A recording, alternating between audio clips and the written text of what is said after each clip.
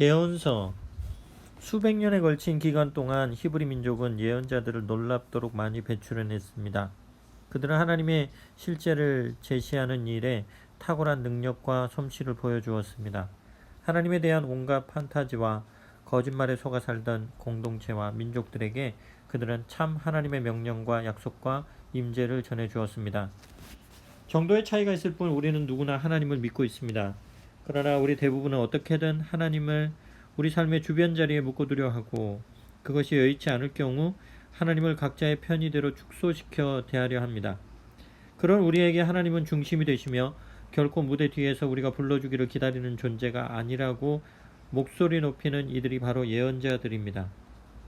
이사야는 우리에게 하나님이 놀라우신 조언자이시며 전능하신 하나님이시며 영원하신 아버지이시며 온전케 하시는 왕이라는 사실을 깨닫게 하며, 예레미야는 하나님은 참되시다, 살아계신 하나님은 영원한 왕이시다 라고 말합니다.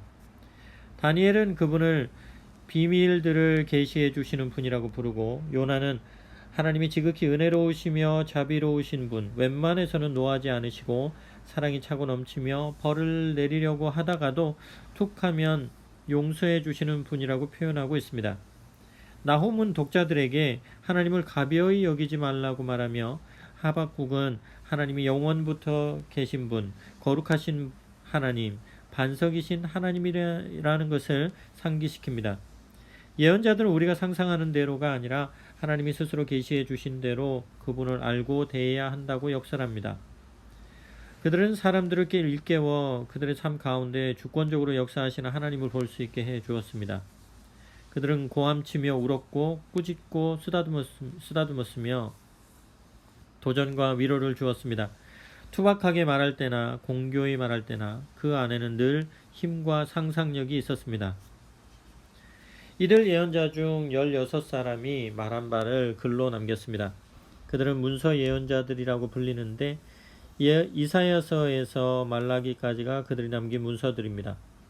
하나님 앞에서 신실하게 순종하며 사는 길을 찾는 이들에게 이 16명의 히브리 예언자들은 없어서는 안 될 길잡이들입니다. 하나님의 길은 이 세상의 길과 다르기 때문입니다. 그들은 결코 같지 않습니다. 예언자들은 우리의 상상력을 정화시켜 줍니다. 어떻게 살고 무엇을 위해 살아야 하는지에 대해 그동안 세상이 우리에게 심어놓은 생각들을 일소해 줍니다. 미가는 다음과 같이 말을 합니다. 그분께서는 이미 말씀해 주셨습니다. 사람이 어떻게 살아야 하는지 하나님께서 찾으시는 것이 무엇인지 분명히 말씀해 주셨습니다. 간단합니다. 이웃에게 공의를 행하고 자비를 베풀고 사랑에 충실하며 자신을 중심에 두지 말고 하나님을 중심에 모시면 된다고 말씀합니다. 성령 하나님께서는 예언자들을 도구로 사용해 당신의 백성을 주변 문화와 떨어뜨려 놓으시고 세상이 주는 칭찬과 보상을 과감히 저버리고 순전한 믿음과 순종과 예배의 길로 돌아가게 해 주십니다. 예언자들은 이 세상의 길과 복음의 길을 구분하고 늘 하나님의 현존에 깨어있게 하는 이들입니다. 예언서를 몇 페이지 읽지 않아도 우리는 예언자들이 결코 편한 상대가 아니라는 것을 금세 알아차립니다. 예언자들은 인기 있는 이들이 아니었습니다. 그들은 스타의 위치에 있지 않았습니다. 늘 주변 사람들의 심기를 불편하게 하고 그들의 비위를 거스르는 이들이었습니다. 수세기가 지났음에도 불구하고 그들은 여전히 우리에게 편하지 않은 인물들입니다. 우리가 그들을 부담스러워하는 것은 당연합니다. 그들은 사람의 감정을 잘 도닥거려 주지 못하기 때문입니다. 요즘 말로 관계 기술이 모자란 이들입니다. 우리는 우리 문제를 잘 이해해주는 포스터나 텔레비전 화면에 멋진 모습으로 등장하는 지도자들을 원합니다. 그렇습니다. 한마디로 말해 예언자들은 우리 취향에 맞지 않습니다. 어느 정도 하나님을 위한 자리를 염두에 두며 산다는 자들, 그렇게 하나님을 자기 삶에 끼워 맞추는데 익숙한 자들은 예언자들을 받아들이기 어려워합니다. 그래서 쉽게 무시해버리고 맙니다. 왜냐하면 예언자들이 말하는 하나님은 우리 삶에 끼워 맞추기에는 너무 큰 존재이기 때문입니다. 예언자들의 하나님과 의미 있는 관계를 맺고 싶다면 우리 자신을 그분께 맞추어야 합니다. 이사야는 이것을 우리에게 상기시킵니다. 나는 너희가 생각하는 방식으로 생각하지 않는다. 나는 너희가 일하는 방식으로 일하지 않는다. 하나님의 포고입니다. 하늘이 땅보다 높은 것처럼 내가 일하는 방식은 너희의 방식을 초월하며 내가 생각하는 방식은 너희의 방식을 뛰어넘는다. 예언자들은 합리적이지 않습니다. 우리의 상식적 판단을 거스릅니다. 그들은 전혀 싹싹하지 않으며 도무지 우리와 타협점을 찾으려 하지 않습니다. 그저 막무가내로 우리를 우리 예상과 이해를 뛰어넘는 거대한 실제 속으로 밀어넣을 뿐입니다. 우리를 어마어마한 신비 속에 풍덩 빠뜨려 넣고 맙니다. 그들의 메시지와 환상은 우리가 실제로부터 우리 자신을 보호하기 위해 쳐놓은 온갖 허상을 모조리 꿰뚫고 들어옵니다. 인간에게는 진실을 부인하고 자신을 기만하는 탁월한 능력이 있습니다. 우리는 죄의 결과를 감수하는 능력을 스스로 거세하여 심판을 직시할 수도 진실을 받아들일 수도 없는 상태에 이릅니다. 이런 때에 예언자들이 나섭니다. 그들은 우리를 도와 하나님께서 열어주시는 새로운 삶을 알아보게 하고 그 안으로 들어가게 합니다. 하나님을 향한 소망이 가져다주는 새로운 삶 속으로 말입니다. 예레미야는 이렇게 말합니다. 하나님의 말씀이다. 내가 하는 일을 안다. 내가 할 일을 안다. 그 일을 계획한 이가 바로 나다. 나는 너희를 돌보기 위해 계획을 세웠다. 너희를 포기하려는 계획이 아니라 너희가 꿈꾸는 내일을 주려는 계획이다. 또한 미가는 그 본보기를 보여줍니다. 그러나 나는 희망을 버리지 않을 것이다. 나는 하나님께서 행하실 일을 기다릴 것이다. 모든 것을 바로잡으시고 내게 귀 기울여 주실 것을 기대하며 살 것이다. 예언자들은 하나님을 설명하지 않습니다.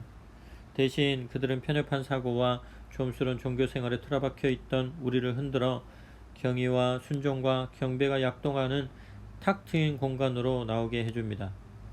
먼저 예언자들을 이해할 수 있어야 받아들이겠다고 고집부리는 자들은 결코 그러한 경험에 도달하지 못합니다. 기본적으로 예언자들이 행한 일은 두 가지입니다. 먼저 현실로 닥친 최악의 상황을 하나님의 심판으로 받아들이게 해주었습니다. 단순한 종교적 재앙이나 사회적 재난이 아닌 하나님의 심판으로서 말입니다. 최악의 상황으로만 보았던 것을 하나님의 심판으로 볼 줄 알게 되면 이제 우리는 그것을 부인하거나 회피하지 않고 받아들일 수 있게 됩니다. 왜냐하면 하나님은 우리를 구원하시려는 선의를 가진 분이시기 때문입니다. 따라서 심판은 우리에게 일어날 수 있는 최악의 일이 아닙니다. 아니, 사실은 최선의 상황입니다. 하나님께서 하시는 모든 일은 결국 세상과 우리를 바로잡아 주시려는 것이기 때문입니다. 그 다음으로 예언자들이 한 일은 기진맥진에 쓰러진 자들이 일어나서 하나님이 열어주실 미래를 향해 다시 걸어가도록 용기를 북돋우는 것이었습니다. 예언자들은 포로 생활과 죽음과 수치와 죄라는 총체적 파멸 한가운데서 다시금 희망의 횃불을 들었고 하나님께서 어느 시대 어느 곳에서나 하고 계신 새로운 구원의 역사에 사람들을 동참시켰습니다. 하나님은 이사야를 통해 말씀하셨습니다. 내 백성아 주목하여라. 민족들아 내게 귀 기울여라. 내게서 계시가 흘러나오고 나의 결정들이 세상을 밝혀준다. 나의 구원이 빠르게 달려오며 나의 구원하는 일이 제때에 이루어진다. 내가 민족들에게 정의를 베풀 것이다. 먼 섬들도 나를 바라보며 내 구원의 능력에 희망을 둘 것이다. 하늘을 올려다보며 내 발 아래에 있는 땅을 깊이 생각하여라. 하늘은 연기처럼 사라질 것이며 땅은 작업복처럼 헤어질 것이다. 사람들은 하루살이처럼 죽어나가겠지만 나의 구원은 다함이 없으며 세상을 바로잡는 나의 일은 결코 쇠하지 않을 것이다. 살면서 우리가 아주 일찍부터 갖게 되는 나쁜 습관이 있는데 사물이나 사람을 성과 속으로 이분하는 것입니다. 우리는 직업생활, 시간관리, 오락, 정치, 사회생활 등을 속된 일로 여기고 우리에게 얼마간 재량권이 있는 영역이라고 생각합니다. 반면 예배와 성경, 천국과 지옥, 교회와 기도와 같은 것들은 성스러운 일이며 하나님의 영역이라고 여깁니다. 우리는 이런 이원론적 생각에 입각해 각자의 삶에서 하나님을 위해 일정한 자리를 내어드리며 살고 있다고 생각합니다. 겉보기에는 하나님을 높이는 것 같지만 이것은 사실 하나님을 일정한 자리에 한정시키고 그 밖의 모든 것은 우리 멋대로 하겠다는 속셈에 지나지 않습니다. 예언자들은 이런 시도를 절대 용납하지 않습니다. 그들은 모든 일이 성스러운 영역 안에 있다고 역설합니다. 하나님은 우리 삶의 전 영역을 다스릴 권한을 가지신 분입니다. 이른바 사적 영역이라는 우리의 감정과 가정생활을 비롯해 돈을 벌고 쓰는 방식, 채택하는 정치 형태, 전쟁, 재난, 우리가 해를 입히는 사람, 도움을 주는 사람들, 그 어떤 것도 하나님께서 무시하시거나 그분의 통치 영역을 벗어나 있거나 그분의 목적과 무관한 것은 없습니다. 그분은 거룩하신 분이십니다. 예언자들은 우리가 하나님을 피할 수 없게 만듭니다. 그들은 하나님을 전면적으로 받아들이라고 촉구합니다. 예언자에게 하나님은 바로 이웃에 사는 사람들보다 더 분명한 실제이십니다. 이사야에게 말이란 참된 것과 아름다운 것과 선한 것을 만들어내는 물감이요 멜로디요 조각하리라 할 수 있습니다. 경우에 따라서는 죄와 악과 반역을 부서뜨리는 망치요 창이요 메스가 되기도 합니다. 이사야는 그저 정보만을 전달한 예언자가 아닙니다. 그는 비전을 창조하고 계시를 전하고 믿음을 세워준 사람입니다. 그는 실로 근본적 의미에서의 시인 곧 장인입니다. 하나님의 연조는 우리 피부에 와닿게 하기 때문입니다. 이사야는 히브리 민족이 낳은 최고의 예언자요 시인입니다. 믿음으로 사는 이들, 하나님의 말씀으로 빚어지고자 늘 자신을 들여 거룩을 추구하며 사는 이들에게 이사야는 실로 우뚝 솟은 산입니다. 그렇습니다. 거룩, 이사야서에서 볼 수 있는 가장 특징적인 하나님의 호칭은 다름 아닌 거룩하신 분입니다. 이 광대한 책은 고대 이스라엘 백성에게 전해진 메시지 모음집으로 읽는 이들을 거룩한 분의 현존과 역사 속에 빠뜨립니다. 만군의 하나님께서 정의를 행하심으로 산이 되실 것이다. 거룩하신 하나님께서 의를 행하심으로 거룩이 무엇인지 보여주실 것이다. 이사야의 말은 거룩에 대한 우리의 생각을 바꾸어 놓습니다. 지금까지 거룩이 그저 경건한 말, 별다른 감흥 없는 민숭민숭한 말에 지나지 않았다면 이사야의 설교는 그 단어를 불덩이 같은 그 무엇으로 바꾸어 놓습니다. 거룩은 우리가 삶에서 가져볼 수 있는 가장 매혹적이고 가장 강렬한 체험입니다.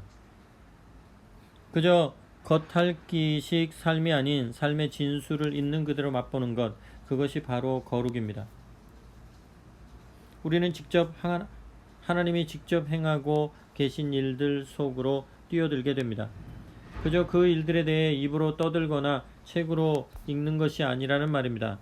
거룩은 거기 들어온 자들을 완전히 녹여서 새로운 존재로 만들어내는 용광로입니다. 그래서 누가 이 불폭풍에서 살아남을 수 있으랴, 누가 이 대숙청을 모면할 수 있으랴 하고 묻습니다. 답은 간단합니다. 의롭게 살면서 진실을 말하며 사람을 착취하는 일을 혐오하고 뇌물을 거절하여라. 폭력을 거부하고 악한 유흥을 피하여라. 이것이 너의 삶의 질을 높이는 길이다. 안전하고 안정된 삶을 사는 길, 넉넉하고 만족스러운 삶을 사는 길이다. 거룩은 장식용으로 수놓은 레이스가 아닙니다. 그것은 혁명의 깃발입니다. 진정한 혁명입니다. 이사야서는 실로 광범위한 책입니다. 이 지구 행성에서 하나님의 백성으로 살아가는 일에 포함된 거의 모든 것을 다루고 있습니다. 이사야는 하나님께서 우리의 지극히 일상적이고 때로 실망스러운 경험을 들어 창조와 구원과 희망의 일들을 이루시는 과정을 보여줍니다. 이것이 바로 이 책의 특징입니다. 이 방대한 파노라마가 펼쳐지는 광경을 보며 우리는 깨닫습니다. 이 세상과 우리의 인생에 하나님이 사용하실 수 없는 것은 아무것도 없다는 사실을 말입니다. 하나님께서는 존재하는 모든 것과 모든 사람을 당신의 일을 위해 재료로 사용하시며 우리가 엉망진창으로 만들어 놓은 삶을 다시 고쳐 사용하십니다. 두고 봐라, 너를 푸대접한 자들 천대받게 될 것이다. 실패자가 될 것이다. 너를 대적하는 자들 빈털터리가 될 것이다. 아무것도 보여줄 것 없는 신세가 될 것이다. 네가 옛 적들을 찾아보려고 해도 찾지 못하리라. 너의 옛 원수들 흔적조차 남지 않을 것이다. 기억하는 자 하나 없으리라. 그렇다 나 너의 하나님이 너를 꽉 붙잡고 결코 놓지 않기 때문이다. 내가 네게 말한다. 겁먹지 마라. 내가 여기 있다. 내가 너를 도우리라. 교향곡은 단순성과 복잡성이 절묘하게 어우러진 이사야서의 특징을 묘사할 때 많은 사람들이 즐겨 쓰는 표현입니다. 이사야서의 중심 주제는 뚜렷합니다. 하나님이 이루시는 구원입니다. 바로 그것입니다. 이사야서는 구원 교향곡입니다. 이 웅장한 교향곡에는 작품 전체에 걸쳐 반복되고 발전되는 주된 주제 셋이 있으니 바로 심판과 위로와 희망입니다. 이 세 가지 주제는 거의 모든 장에서 발견되는데 하나하나가 하나님의 구원 역사를 힘있게 펼쳐놓은 새 악장의 주제이기도 합니다. 다시 말해 이사야서는 심판의 메시지, 위로의 메시지, 그리고 희망의 메시지로 이루어져 있습니다.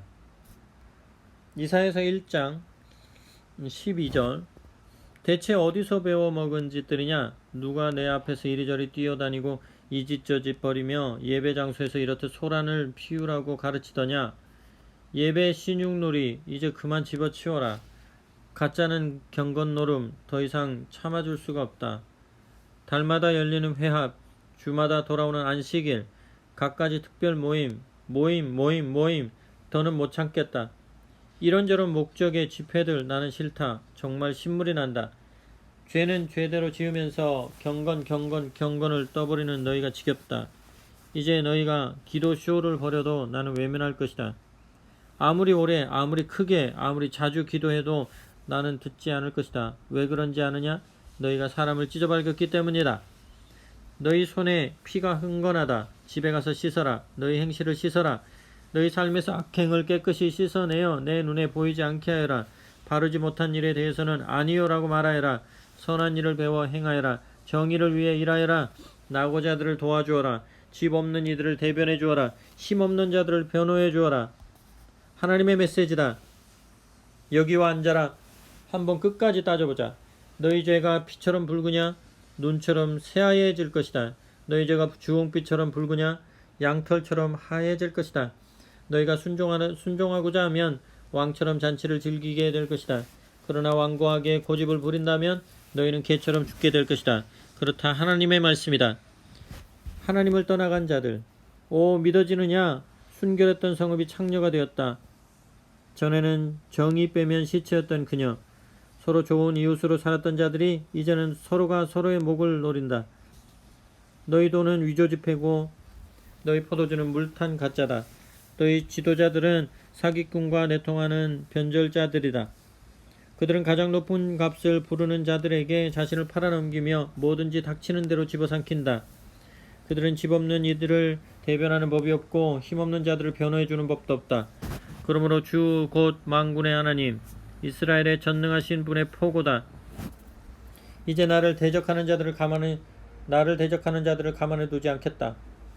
내 원수들에게 보복하겠다. 귀싸대기를 갈겨서라도 너의 삶에서 쓰레기를 치우고 너를 깨끗이 청소해주겠다. 처음으로 되돌아가. 네 가운데 정직한 재판관과 현명한 좋은 자들이 서게 하겠다. 그러면 너는 새 이름을 갖게 될 것이다. 백성을 바르게 대하는 성읍, 참 푸른 성읍이라 불릴 것이다. 하나님의 바른 길이 시온을 다시 바로 세워줄 것이다. 하나님의 올바른 조처가 회개한 백성을 회복시킬 것이다. 그러나 반역자와 하나님을 배신하는 자들은 끝장날 것이다. 하나님을 저버린 자들은 막다른 골목에 몰릴 것이다. 저 상수리나무 숲 산당에서 농탕질을 벌인 너희 최신 유행하는 신과 여신의 동산을 찾아다니며 얼빠진 짓거리를 벌인 너희는 천하제일의 얼간이로 판명 날 것이다. 결국 잎이 다 떨어진 상수리나무처럼 되고 말 것이다. 물이 말라 시들어 죽은 정원처럼 되고 말 것이다. 강한 자가 죽은 나무 껍질, 죽은 잔가지에 불과하고 그가 벌이는 일이란 화재나 일으키는 불똥일 뿐임이 드러날 것이며 그 화재로 그와 그의 모든 일이 재와 연기만 남긴 채 사라질 것이다. 하나님의 산에 오르자. 2장 유다와 예루살렘에 관해 이사야가 받은 메시지입니다. 하나님의 집이 서 있는 산이 모든 산 위로 우뚝 솟은 으뜸산이 될 날이 오고 있다. 모든 민족이 그리로 모여들고 사방에서 사람들이 찾아올 것이다. 그들이 말하리라. 자, 하나님의 산에 함께 오르자. 야곱의 하나님의 집으로 가자. 그분이 우리에게 그분의 길을 보여주실 것이다. 그러면 우리 가야 할 길을 알게 될 것이다. 시온에서 계시가 흘러나온다. 하나님의 메시지가 예루살렘에서 나온다. 그분이 민족들 사이의 일을 공정하게 처리하시고 뭇백성 사이의 일을 바로잡아 주시리라. 사람들은 칼을 쳐서 삽을 만들고 창을 쳐서 괭이를 만들 것이다. 민족과 민족이 더 이상 싸움을 벌이지 않고 전쟁이 사라질 것이다.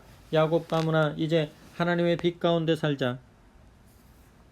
하나님, 주께서 주의 감은 야곱을 버리신 것은 그들이 거짓 종교로 블레셋 마술과 이방 요술로 주체 못할 재물들로 온갖 물건들로 무수한 기계와 도구들로 온갖 종류 온갖 크기의 신들로 꽉 차 있기 때문입니다. 저들은 자기 손으로 신을 만들어서 그 앞에 경배합니다. 시궁창에 얼굴을 처박은 타락한 종족입니다. 그들에게 신경 쓰지 마십시오. 용서할 만한 가치가 없는 자들입니다.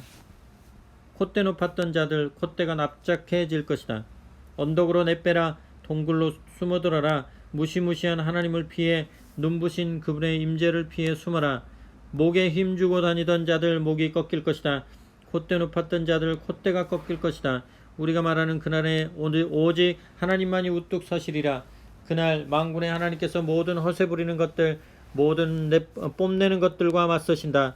높이 솟은 거목들 거대한 밤나무와 맞서신다.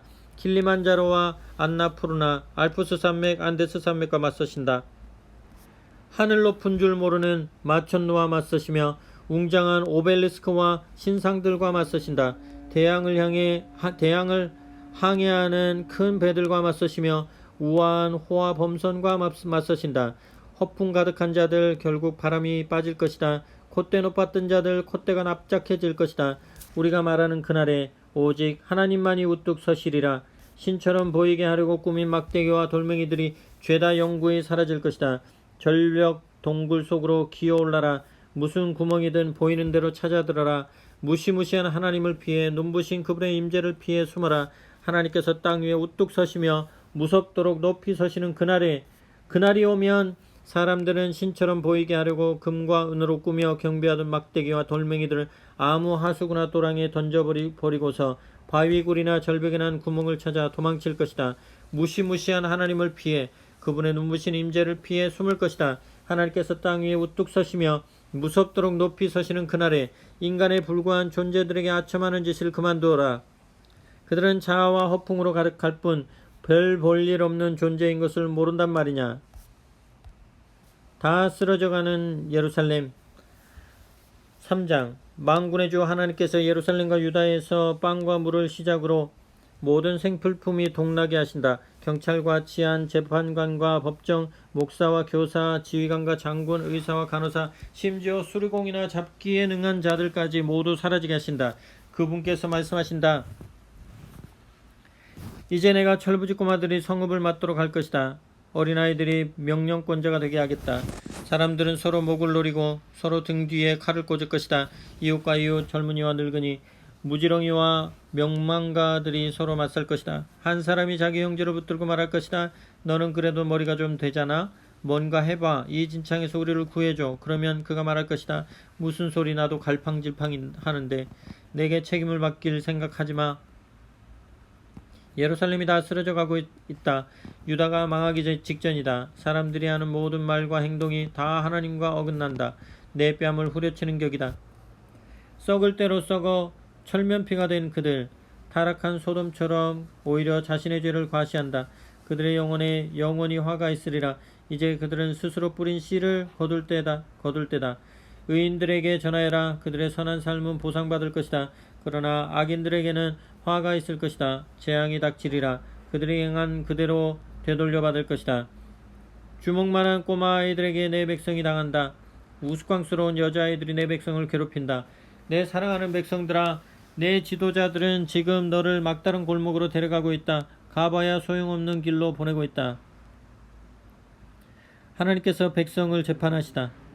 하나님께서 법정에 입장하신다. 자기 백성을 재판하러 자리에 앉으신다. 명령을 내리셔서 자기 백성의 지도자들을 끌어다가 피고석에 앉히신다. 너희가 이 나라를 결단냈다. 너희 집안에는 가난한 이들에게서 도적질한 것들로 꽉 차 있다. 내 백성을 짓밟고 가난한 이들의 얼굴을 흙바닥에 처박다니 있을 수 있는 일이냐. 만군의 주 하나님의 말씀이다. 하나님께서 말씀하신다. 시온의 여자들 하이힐을 신고 우쭐거리며 다닌다. 싸구려 보석을 주렁주렁 걸친 채 머리카락 흩날리며 엉덩이를 흔들며 거리의 남자들에게 추파 던지며 돌아다닌다. 그 시온의 여자들을 주님은 모두 대머리로 만드실 작정이다. 경멸받는 대머리 여자들이 되게 하실 작정이다. 주께서 그렇게 하실 것이다. 주께서 그들이 걸친 싸구려 놀이개들을 다 벗기실 날이 오고 있다. 대롱대롱 매달린 귀걸이, 발찌, 팔찌, 빗, 거울, 실크 스카프, 다이아몬드 브로치, 진주 목걸이, 손가락 반지, 발가락 반지, 최신 유행 모자, 외국 향수, 최음제, 가운, 망토, 그리고 세계 최고의 직물과 디자인이라는 것을 모두 벗기실 것이다. 호리는 향수 냄새가 아니라 이 여자들에게서 배추 썩는 냄새가 날 것이다. 멋지게 늘어진 가운이 아니라 누더기로 거치게 될 것이다. 폼나는 머리가 아니라 꾀재재한 머리를 하게 될 것이다. 애교점 대신 상처 딱지와 흉터를 갖게 될 것이다. 너희 최고 전사들이 죽임당하고 군인들이 전쟁터에서 쓰러질 것이다. 시온으로 들어가는 입구가 사람들의 애곡 소리로 뒤덮일 것이다. 상실의 무게를 이기지 못해 엎어진 도성, 슬픔에 눌려 무릎 꿇은 도성이 될 것이다. 4장.